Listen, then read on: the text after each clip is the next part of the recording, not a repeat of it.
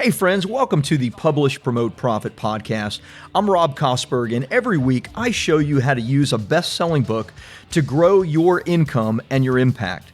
And if you're interested in having your own best-selling book, I recorded a short video explaining our trademark process at beginmybook.com.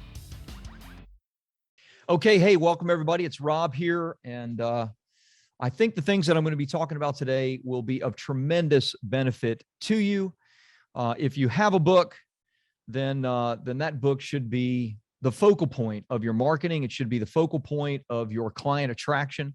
And I'm going to give you 3 simple and free ways that you can use your book, free-ish, without paid advertising, that kind of thing. Ways that you can use your book to make more money, make income, and the impact that you want. Okay. And also want to start out by sharing more of the idea behind this before I get into the specifics of it. So I'm going to go ahead and share my screen.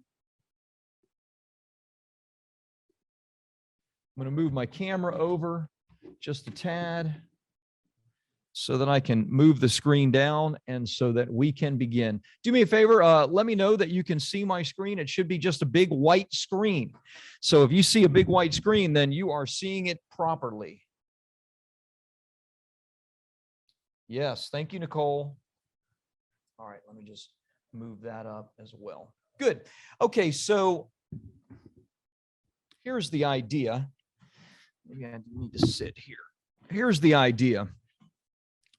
Hopefully you've heard me talk about this, but if you haven't, then this will be, I think, very, very eye-opening for you. The idea is that in every conversation with a client or potential client, where there is an opportunity for you to help somebody, you have to create a frame for that conversation. What is a frame? A frame is how they view you and what they think about you. If your potential client thinks that you are chasing them to become a client, then what are they going to do? They're going to scurry away, because when you chase, they run. So you need to create a frame for the conversation that positions you as the expert. It positions you as the person that can help them to solve the problems that they have, the specific issues that they're facing. And ideally, you need to create the frame that you are more than just a run-of-the-mill coach, consultant, service provider, practitioner. I call those generalists. You need to show them that, no, you are more than that. You are an expert. You are a thought leader. You perhaps are even a celebrity in the space, and everybody wants to deal with celebrities. This is something that I talk to clients about and potential clients about a lot. I call this the hierarchy of desire. And as you grow on this hierarchy, you become more desirable, which means you make more money and you make a greater impact on people because they pay attention to what you say. At the bottom of this is the generalist. Now, you can be a generalist after 12 years of education. And I don't mean high school. I mean advanced education. You could be a generalist that's an MD, right?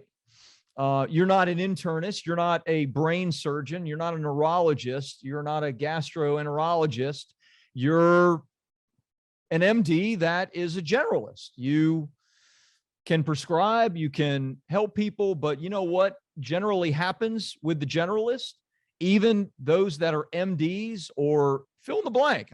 Obviously, I just chose doctor because it's a great example of somebody that might have 7 or 8 years of additional knowledge and additional schooling and additional student debts, and yet they could still be viewed as a generalist. And they're going to make sure they might make 6 figures, but they're probably going to see 25 patients a day. They're probably going to be working 60 to 80 hours a week, and they're going to make more towards the bottom. In fact, they will be at the bottom of the pay scale of doctors because they're generalists. What comes after generalist is a specialist. And yes, in the eyes of the ideal client, a specialist is somebody that will make a bigger impact. It's somebody that will command more money. They have maybe an additional few initials after their name, certified financial planner, if it's in the financial field, et cetera. This is somebody that has, begun to add to their credentials and expertise. In my opinion, this is the dividing line of where things really get interesting and exciting. And this is where people begin to be viewed as an expert or a thought leader or even a celebrity. Now, what separates them apart? Well, typically speaking, and what I would say this dividing line is having a book. And if it is a best-selling book, even better. Because we know that less than 1% of the population ever actually is going to write a book. Now, that may not be true in your specific niche, if you're a coach or a consultant, et cetera, but I guarantee you it's no more than 3 or 4%, maybe 5% of your niche has written a book. So 96% is down here in this area, while the top 4% find themselves in this area, commanding the greatest fees, commanding the most attraction, where people are hunting for them and looking for them, and they make the greatest impact. Now, they may not be the smartest people in their space. They may not be the people that are the very best at what they do, but because of what they've done, meaning the best-selling book that they've created, the additional PR and media, the additional accreditation of maybe being a Wall Street Journal or USA Today bestseller or New York Times, or maybe being on big media, or maybe having their own media as well, which could be a podcast or a blog or even a TV show, et cetera. It's at that time when those people begin to be viewed considerably different, and they go from expert to thought leader to celebrity in the eyes of their ideal client. In the eyes of your ideal client, it makes all the difference that they have a book, that they've been on PR and media, that they have big accreditation, and that maybe they have, or you have, your own media. See, what this does is it completely changes the frame of this conversation. That completely changes.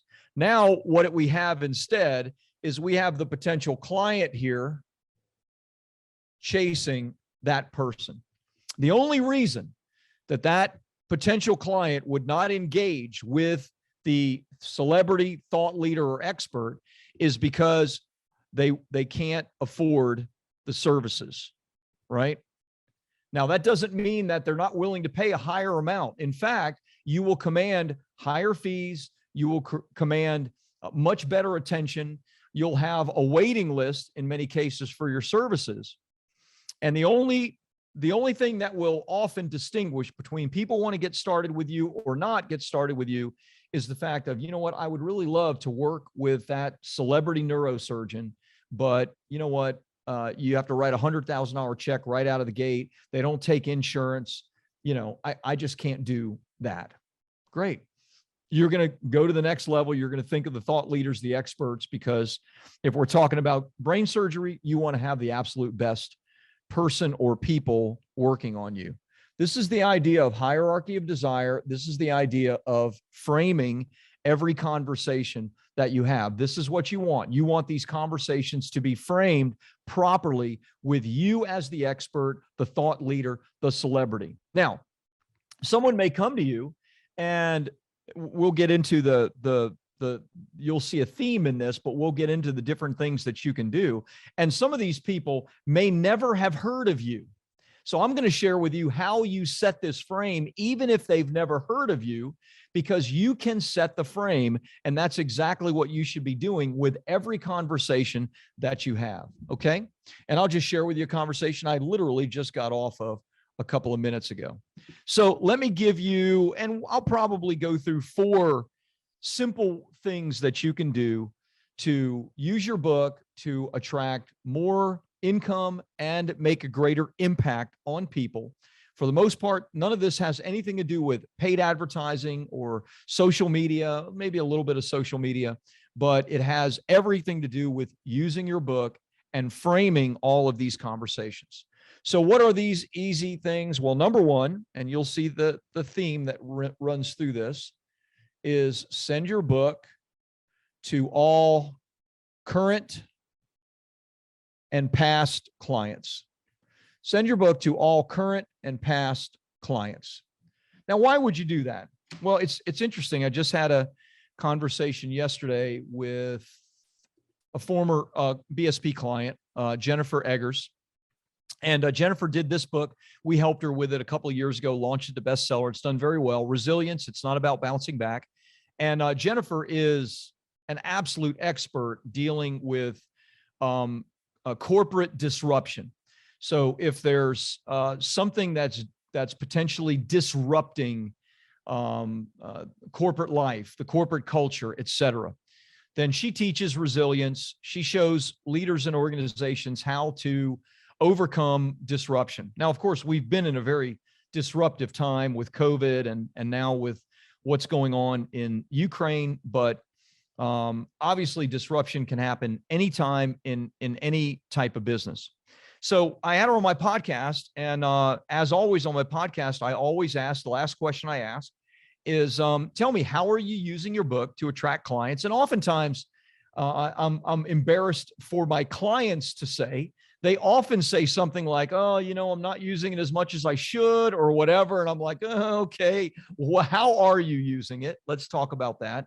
And so Jennifer said, well, what we do is we send a copy of the book to every, when the book first came out, we sent it to every past client and current client within our company. And she said that simple act, and it wasn't a huge list. It was, I think less than 120 or so different people. She works with large corporations, big C-suite type folks. And I'm not talking about every single person that's come through her, like she'll start a consulting gig with a big corporation, a Fortune 200 company, and they might send 50 or 80 or 100 people through it. But I'm talking about sending the book to the main person, the decision maker. So there may have been 100 or so people she sent it to. Many of them she had not spoken to in years. And she said within a year of sending that book to all of her past clients and current clients, she got over six figures of new consulting clients, new gigs, new courses that she took people through, et cetera, just because the past clients that had lost touch with her were excited to see that she had a book, and they had a great relationship with her to begin with, but had not heard from her for a couple of years. And this renewed the relationship. So this was a refresher of the relationship. So for past clients, when you send them a copy of the book, if you're still doing the same thing that you did for them 5 years ago, well, guess what? It may be time again that they're interested in having that done. In Jennifer's case, absolutely it was time to have that done again. And because of that, it amounted to 6 figures worth of work just from past clients. With current clients, it's a little bit different, okay? With past clients, you're talking about a refresh. With current clients, you're talking about a referral. So Albie, don't write on my screen. Somehow you're able to write on my screen. I still don't know how people are able to do that. I can't erase that because you wrote it on the screen. That's so crazy. I don't know why that happens. Anyway, I'm sorry. No worries. So with current clients, this is an opportunity to potentially send them more than one book and then ask them, hey, is there anybody that you know that that may be interested in writing a book, hey, give them a copy of my book. I'll send you a couple of copies of it. With past clients, you're refreshing the relationship. The other thing that begins with R that you could do is you could at the same time ask them for a review of the book. You could ask them to take a picture of them holding up a copy of the book and just to say what they thought of it. If you've ever gone on my publishpromoteprofit.com/free book, then if you scroll down, you'll see I have dozens of people that are simply holding a copy of the book and smiling. And guess why they're doing that? They're doing that because I sent my book when it came out to all of our current and past clients. And I said, hey, I would love it if you would read it, read just a chapter or two, offer me a review, tell me what your thoughts are. If even, extra credit, if you're willing to shoot a video on it, and I will put you on my main page in which we'll send hundreds of thousands of people to, which we did. So I got reviews, I got referrals, and you can refresh those past client relationships by just sending a copy of your book to every past and current client. That's it. Number two, and everybody should do that. It costs $3 more than likely to print your book. It'll cost another $1 or $2 to send it out.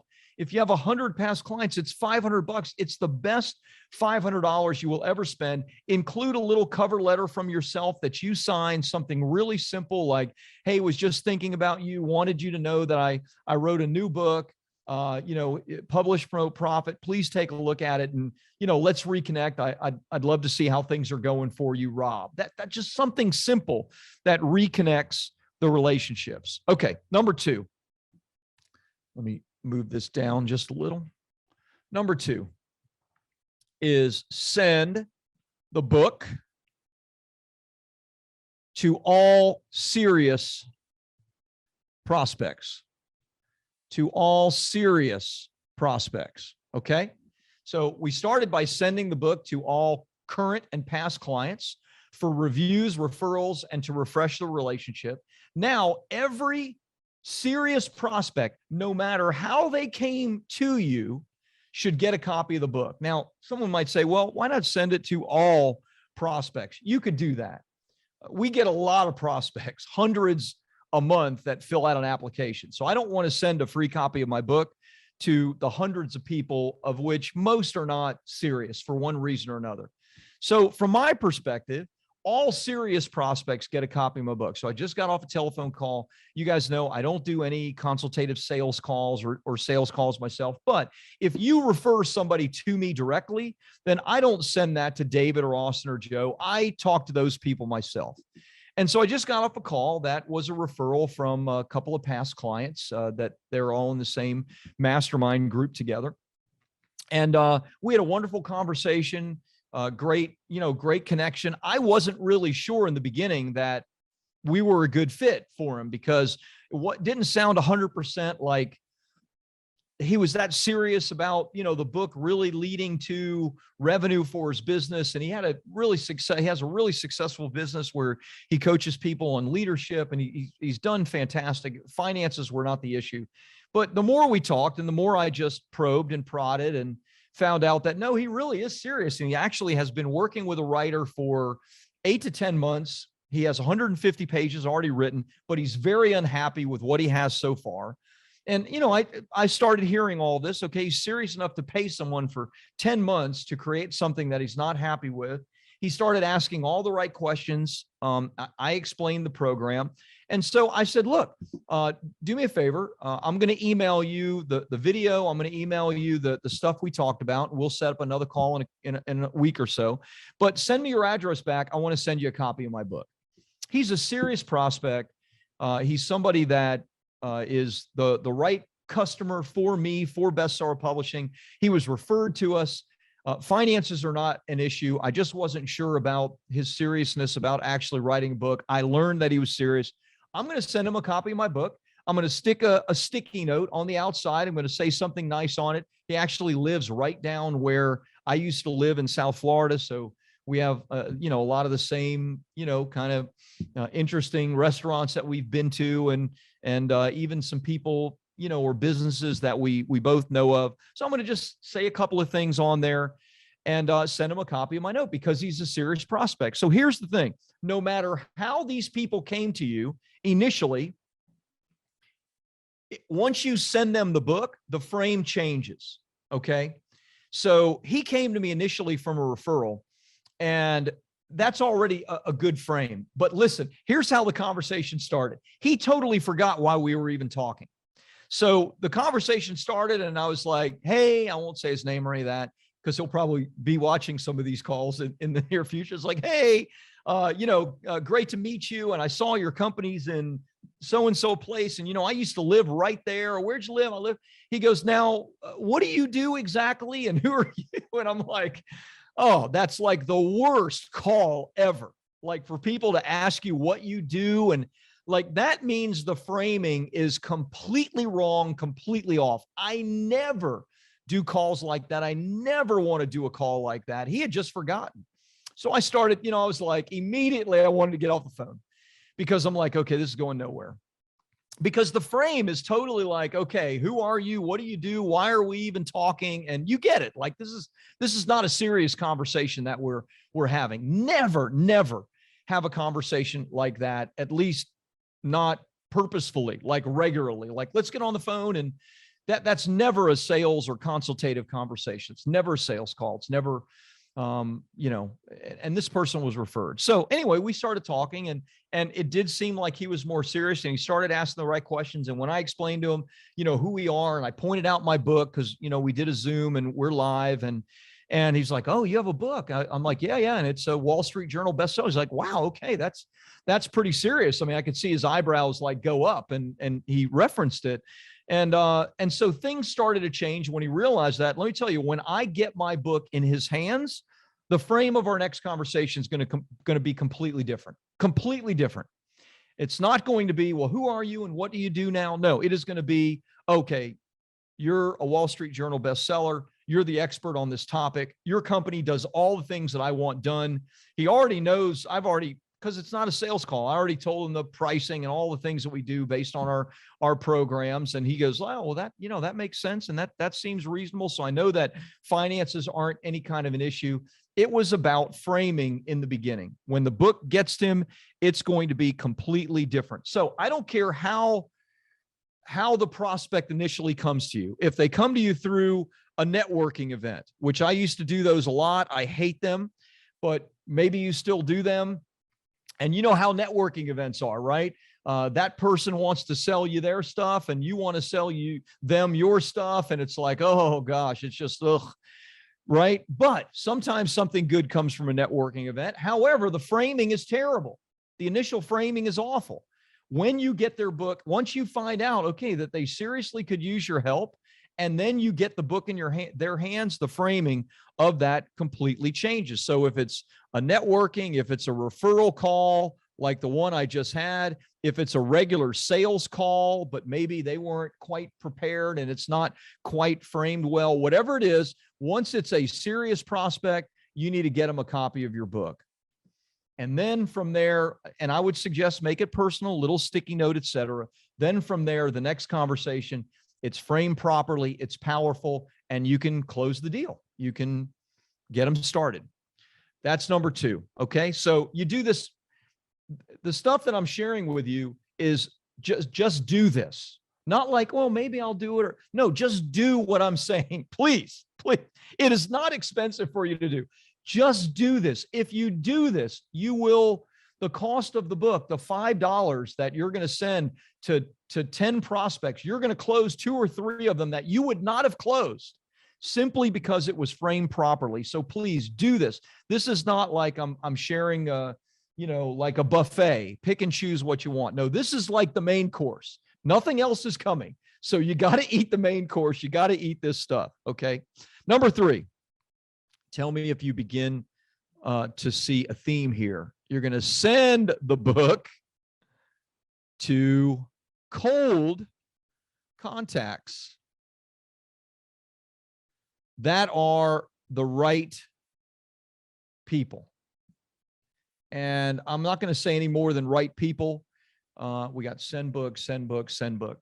Now, by the way, no one here has bought your book. People are going to buy your book. Don't worry. You may never know who those people are, because if they buy your book through Amazon, they may never contact you. These are people that you know they're getting your book in their hands because of one of these so far three things. Either they're a current or past client, either is they're a serious prospect, or they're a cold contact, someone you've never talked to, but it's the right person. And here's what I mean by the right person. An influencer that you want to connect with. You may have heard of the Dream 100 list. The Dream 100 list is like your 100 dream clients or 100 dream referral partners, right? These people probably don't know who you are at this point. They could be very large companies. Those people need to get a copy of your book. Even it's cold, they're the right people, and you want to start a relationship that is framed properly. Remember, everything here is about the frame. When it comes to you sending them a book, you are like exercising this law of reciprocity, meaning that you're giving something to this person with no strings attached. You've mailed it to them. And I'm going to tell you about a new campaign that I'm doing I'm very excited about. It's risky just from the standpoint that I might lose all the money that I'm investing, but I'll share it with you in a minute. But the idea is that you're exercising this law of reciprocity where you're giving something completely open-handed. Nothing may ever come from it. But oftentimes when that's done, there's this sense of, ooh, I want to reciprocate. I want to give back. So when you send a copy of your book and a letter that's personal to an influencer or someone in your Dream 100, and then you reach out to them by email or social media, or you direct message them, they're going to much more likely want to respond to you. The likelihood that they're going to engage in a conversation because you've sent your book is tenfold, 20-fold, maybe 100-fold, because you're exercising this law of reciprocity. Okay. So it could be an influencer, part of your Dream 100. It could be, a place that you want to get a speaking engagement, right? You want to speak. It could be a company that you want to work with, right? Like an actual dream client. This is anyone that is the right person. And the right person is just someone that you want to connect with. So let me tell you the campaign that we're launching. It's going to cost me $20,000, and it is something we have never, ever done before. Part of me doesn't even want to share this because this is, often for public ears, although this is just my client group, which you guys, I share everything, but oftentimes we strip this and then we use it for other content. So I'm going to share it anyway. I'm going to do a direct mail campaign to 1,000 people. And I won't share any details about the 1,000 people other than to say they are the right people. They are the ideal people. I'm going to send 1,000 copies of my book cold with a cover letter. Of course, I'm going to have all their contact information, et cetera. And I'm doing that, leading them back to a website to have a one-on-one consultation with me directly, me personally, not anybody on my sales team, because I'm testing this. This campaign is going to cost me 20 grand out of the gate. It's going to cost about 7,500 for the consultant that's helping me with all of this. And then another 12,500 in printing of the book, fulfillment and shipping of the books. Okay. Because remember, I wanted to test 1,000. I could have tested 100. I wanted to test 1,000. That's what I decided on. And I'm sending it cold to the right people. Here's my idea about this. Since I know that they're the right people, money isn't an issue. They want what I do. Absolutely. They want what I do. They have the expertise to apply the things that I teach and actually make a great return on investment with a book. A book makes sense to them. Like in every way, they're the right people. They just at this moment don't know about me. So I want to frame a conversation that I am the guy, my company is the company, to help them, even though we're starting completely cold. Like they weren't looking for me as far as I know. They're not in the business to write a book right now, as far as I know. But a percentage of them will be. Is it 2%, 20 out of 1,000? I don't know. Is it 20% and only 10% of the 20% actually want to make contact with me? I don't know. That's part of the test. But if I can land 1 or 2 clients from the 1,000 books that I send out, then I can start sending 1,000 books out a week. This is a very replicatable process. Now, am I suggesting that you do a $20,000 campaign, sending your book out, by direct mail to cold contacts? No, I'm not. But you can do it with 5 people in a week. You can do it with 100 people over a year.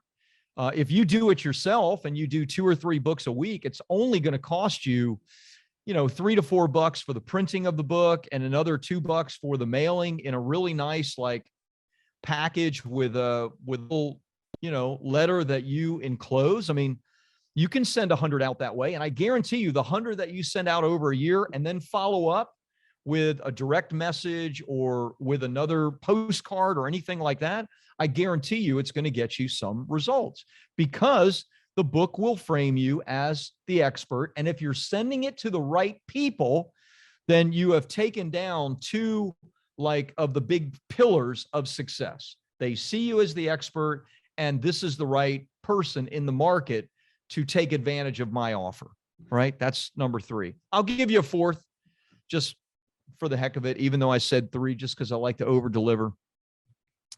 And I won't say send book because that's obvious, but I'm going to say use LinkedIn.